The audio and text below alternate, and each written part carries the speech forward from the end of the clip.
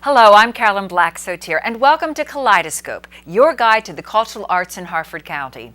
The arts continue to thrive in our community, and here on Kaleidoscope, we keep you up to date on what's happening by highlighting local artists, featuring the latest arts events, and talking with event organizers. Let's get started.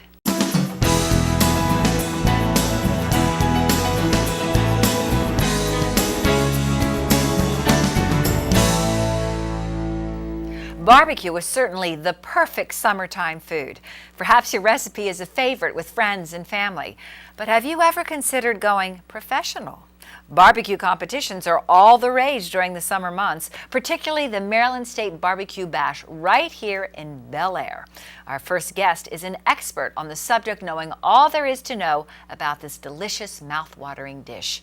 Here to share his secrets is George Hensler, author of Totally Q, an insider's look at the crazy world of barbecue. Good. Good to see you, George. Good to be here. The last time you were here, we talked about your first book, which was called Starting the Fire. Starting the Fire, okay. And that was well received, and so you decided to go back, and this book has a slightly different bent to it. Yes, this is a book, kind of a collection of barbecue trivia, a lot of did you ever know kind of things regarding barbecue, grilling, outside cooking, anything to do with the barbecue world. I mean, I think we barbecue and grill outside almost all summer long, more than we cook inside. So Sure. What makes you, and this is sort of a rhetorical question, the man to go to with all this knowledge with barbecue? I mean, you have a great background in history with this delicious dish. Yes, I have my own competition barbecue team. I started it back in 2007. We cook approximately 7 or 8 contests a year. I'm a current columnist in a couple of national barbecue monthly publications, and I think I know what I'm talking about. I think you do. And of course, it's who are those guys? We're looking at your team right now. They're a scary-looking bunch, I got to tell you, George. I want to quickly ask you, this has been a question I want to know. What's better, pork or beef barbecue? Well, for me, I prefer brisket, which is the beef barbecue. Okay. Harder to cook than the pork butt, but for me, that's what I enjoy eating when it comes to barbecue. Okay, so let's talk a little bit about this book. I'm going to hold it up to it because it looks like a lot of fun. This is your Totally Q, an insider's look at the crazy world of barbecue.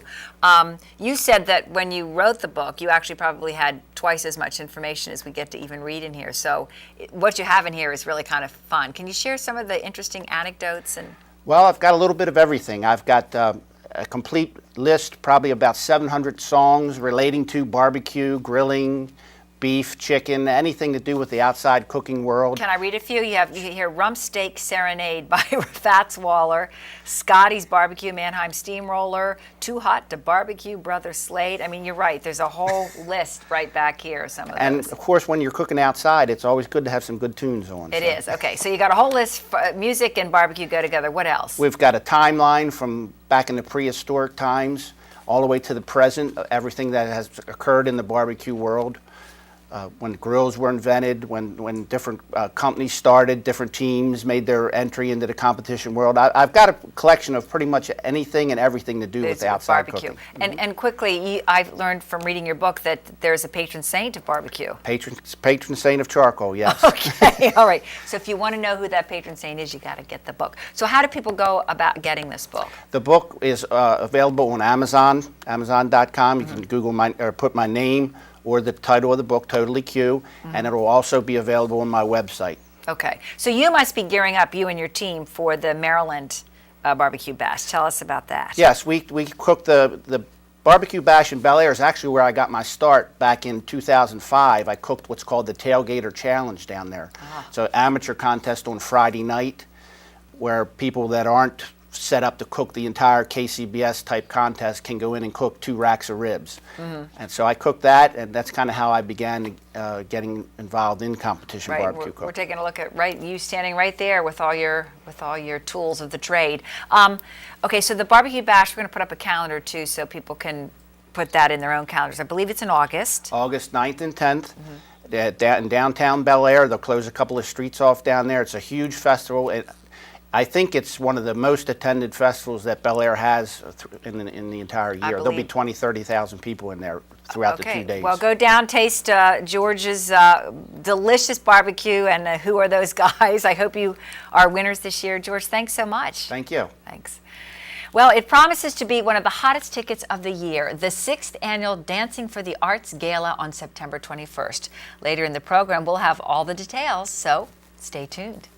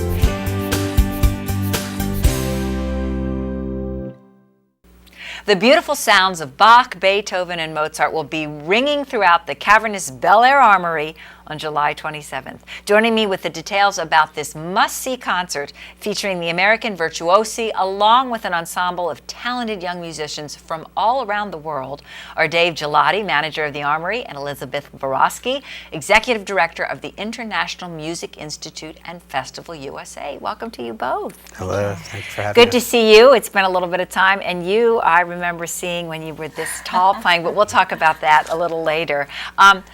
I think it's so great that the Armory is branching out and presenting all kinds of things for the residents of Bel Air and beyond. We really are, and this particular program that we're doing with Elizabeth and Imif is kind of the end of our summer entertainment program. Mm-hmm. The town of Bel Air, the Harford County Cultural Arts Board, and the Maryland State Arts Council are sponsoring a summer program. We've had several different performances throughout the summer. We started in April with a big band dance, and then we moved on to a jazz band, Diffractions, in May, and recently had Barbara Martin and Vince Lewis from Virginia who joined us, and in July we'll finish off with Imif. Terrific. Yeah. And you've had pretty good turnout? We have, yes. That's great. It's been delightful. We're very glad to be able to present these kinds of high-quality events to the people of Bel Air and the surrounding area. We are too, and we're particularly excited about this event for many reasons, because it's such a talented group of musicians. If you are a classical music lover, it's fantastic. And as you can see, the Borowskis, Elizabeth is just one of 5 family members who comprise the American virtuosi. That's right. And they're all as equally glamorous looking as she is. So tell me a little bit about the Institute and then how you came together with Dave here. Sure. The Institute is a 10-day program held on the campus of Mount St. Mary's University for young musicians who play piano, violin, viola, and cello. And they come to us from around Maryland, across the states, and around the world. In past years, from as far as Sri Lanka and Indonesia and South America. And they have a very intense program. We start off at 7 o'clock with morning stretches and exercises. Then they have lessons and chamber music throughout the day, workshops and improvisation and acting and movement, and then of course a lot of music making and listening. And this culminates in this 5-day concert tour in which we have a selected group. This year, just 6 students who will be performing throughout the Maryland and Pennsylvania area. I see. Okay. And this is our first time coming up to Bel Air. Okay, so not only will you feature the students, but then, and I think we had a picture up earlier of your family. You're all gifted musicians. Your mother, I used to work with at Towson University. She's a fabulous cellist. Tell us a little bit about your family, and then you will be performing as well. Am I correct? Yes. Imif is the brainchild of my parents. Mm-hmm. They certainly gave my siblings and I a wonderful background in education and music, and then decided to do something more for other young musicians. Mm-hmm. So the last 10 years they've been directing this program. Okay. My sister is a cellist. She's 20 and just graduated with her master's from Peabody. My brother is 26 and is pursuing a doctorate in music. And we've traveled together throughout So we're you have on- a great ensemble. You know each other about as well as musicians can. do. So the concert is free on July 27th. Correct. At the Armory, and the time is 7 p.m. okay, 7 p.m. So people should come out because it really is a spectacular. You're going to hear some prodigies, and then beyond that, you have a lot of things planned even after that concert is over. We do. In October, we'll have the Town of Bel Air Film Festival, the 18th through the 20th. That will include a couple of matinees. We'll have special guest speakers relevant to the films that we screen. And then in December, on December 7th, we'll have the Artists and Authors event, which we started last year. And it showcases the great talents that we have in the Bel Air area of authors, it's all local authors and artists and crafters of different kinds. We'll have music and entertainment, food.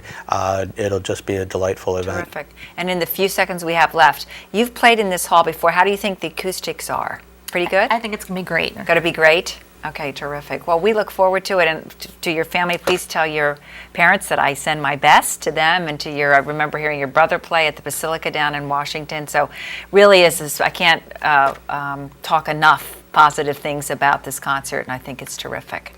Thank you. All right, you very thank much. you so, both of you. Well, it is a unique setting where a painter's palette and hair-cutting scissors are the tools of the trade. What in the world am I talking about? Subtle Rebellion Gallery, a trendy hair salon where emerging and established artists from across Maryland feature their work. The salon recently hosted a Meet the Artist night with Shahrzad Taavoni.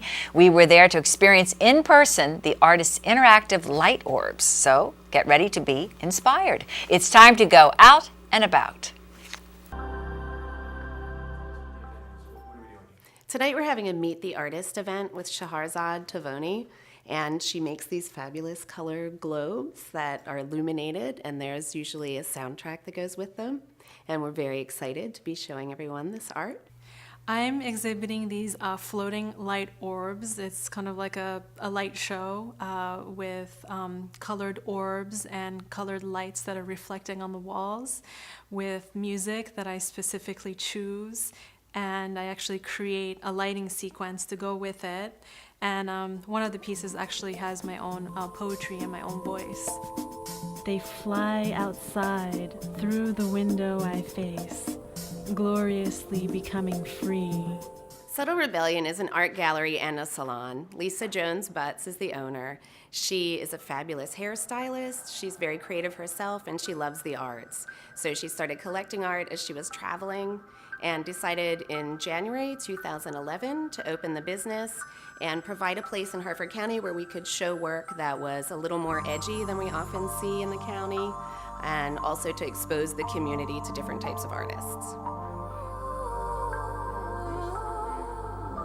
It takes me about 10 to 15 hours to create one of the larger pieces and about 6 hours to create one of the smaller pieces. They can be individually or as a series. They're also available for rentals for weddings, music concerts, private parties. It really was a journey. It started about 3 years ago with my fascination with globes, circles, spherical shapes, and I had this intrinsic attraction to the shape of these candy machines, and I was fortunate enough to have access to a large quantity of these recycled plexiglass machines. And then it evolved from there, figuring out what kind of paint to use, and eventually I figured out that if I put lamps inside of them, that the color light will reflect on the walls. And eventually I wanted to incorporate different disciplines into my work, music, my own poetry, installation, and so that's how it all synthesized together.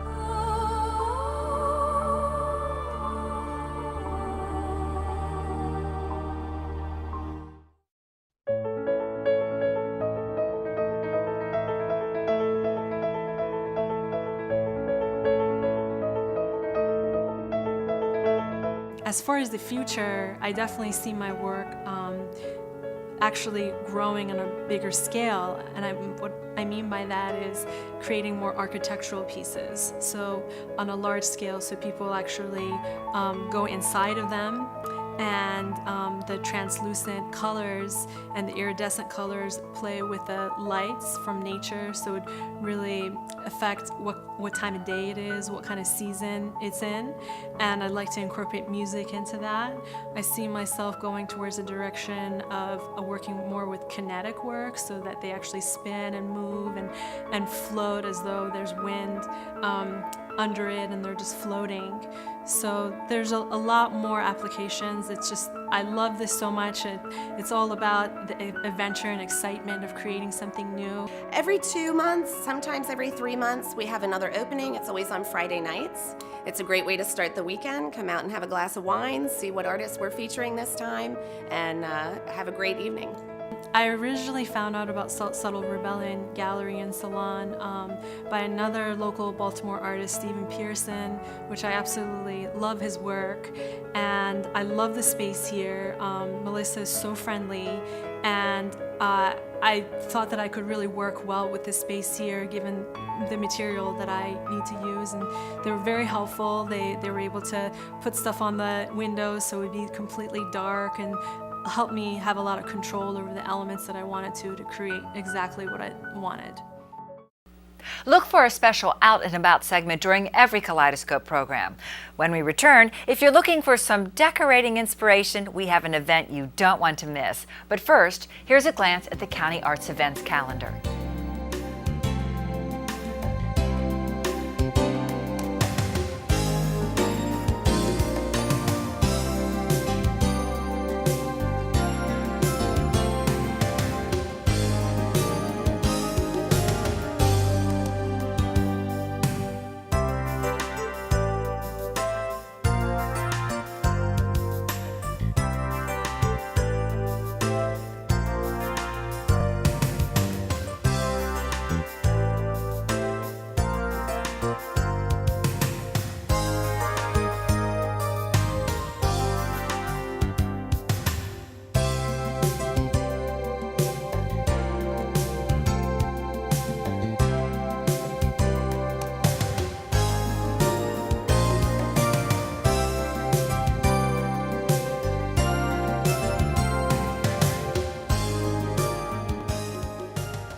Backed by popular demand, Rockfield Manor will transform its 19 indoor and outdoor spaces into a decorator's dream.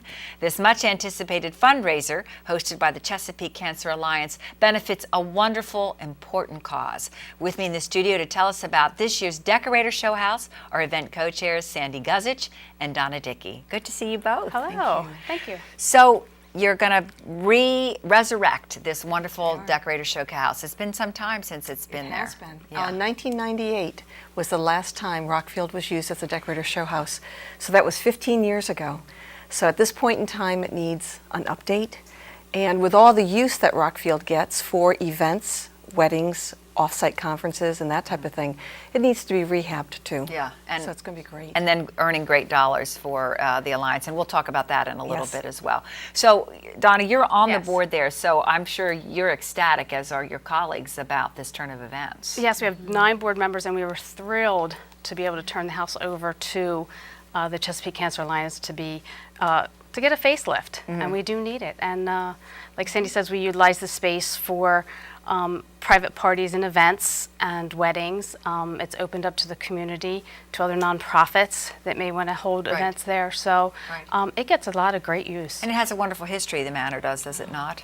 Yes, it Yeah. was originally owned by the McComas family. That's who had it built. And the architect on that was Mr. Cook Leach, who was famous. He did a lot of architect down in the city. In the city, right. Yeah. And then at that point, the Hoses in the 50s took over the home from the Leaches. The county took it in 91, turned it and gave it to the town of Bel Air, and then it stands where it is now. Yeah, and so what kinds of things, improvements do you see happening to the show house? I mean, what kinds of things, or is it too early to tell? I guess you have how many decorators? We have 18 to 19 decorators, and everything is basically from the outside grounds where the new fountain is being redone. We have a kitchen designer that's coming in to do the kitchen, which is great, and the bathrooms. More so, those are getting more revamped, more so than they did in the original Decorator Show House. Okay, so is it fair to say this is a bigger and better Decorator Show House than the previous one? Oh gosh, am I putting you on the spot? That's hard, because of course in '98, at that time when we opened, it was incredible. Yeah. And it was so glorious. Yeah. And this one is too. I mean, looking at the storyboards that these designers have brought forth, it's going to be just absolutely gorgeous. And I think it's going to endure over time, the way that their plan is set. Right. Yeah, right. because that's where we're taking the house, we're modernizing the 1920s feel of the house, so that in 10 years it's not going to look dated.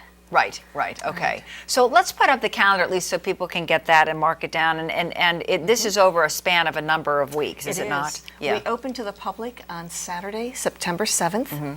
And we stay open until Sunday, September 22nd. We are closed on Mondays. Okay. And then Friday night, September 6th, is our gala preview party, which is the fun. Inaugural look at the house. Oh, so you It's get the wonderful. first peek. Okay, that's we sure do. So you can go online to your website there, ChesapeakeCancerAlliance.org. You sure can. And get tickets and more information. Is that Or right? you can contact me Okay. by phone at 410-838-3987. Okay, terrific. So let's talk a little bit. This is all wonderful. It's wonderful for Rockfield, but obviously there is a very there's another side to this and another there group sure of winners. is. Let's talk about the Chesapeake Cancer Alliance. Yes. Chesapeake Cancer Alliance was formed by a group of ladies, Harford County residents, in 2003. And our goal is to raise money through events for cancer research, cancer education, and cancer patients and services for our cancer patients. And we donate our money to Cancer LifeNet and cancer-related programs at Upper Chesapeake Health. And that new cancer center that will be opening in September following the Decorator Show exciting. House. Terrific. Yes, we Okay. have a brick. Chesapeake Cancer Alliance has a brick in that because of our donations over the years that we've made. Terrific. Well, we So we're very encourage excited. everyone to come out. It's Yes. a wonderful cause and it's great for Rockfield. So thank you both for being here. Great, you. thank you. Well, there's more to come on Kaleidoscope, so don't go away. We'll be right back.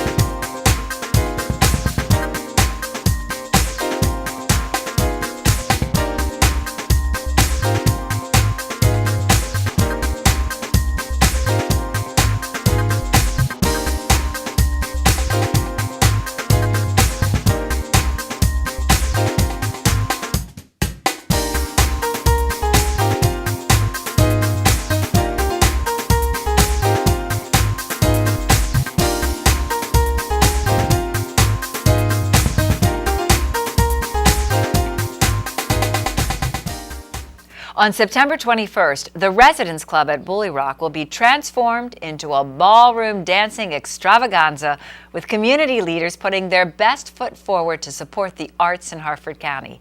Here to tell us about the 6th annual Dancing for the Arts competition are Suzanne Green, who's the director of the Y of Central Maryland, Walter and Betty Ward Family Center, and one of this year's dancers, and Gus Brown, attorney from Brown, Brown & Young, and a 2011 dancer who won the 3rd place Top Fundraiser Award. So welcome to you both. Thank you. Thank you. I have to ask, why didn't you win 3rd place? Were you okay about that? Well, I put my best foot forward, as you said. It was so much fun and such a wonderful organization to be able to raise money for.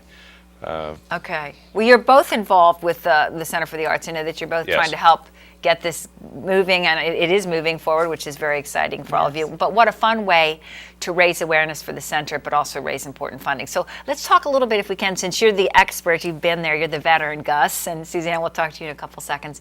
Tell us a little bit about the event, how it came to be, and what it means. Well, the event itself was patterned after Dancing for the Stars. and it was an opportunity for originally to get together and have some folks do some dancing and show their abilities and to try to raise a few funds. But Joan Hodis, early on, when she danced several years ago, held a get-together for some friends to do a little demonstration to generate some interest in the group. And she ended up charging them $30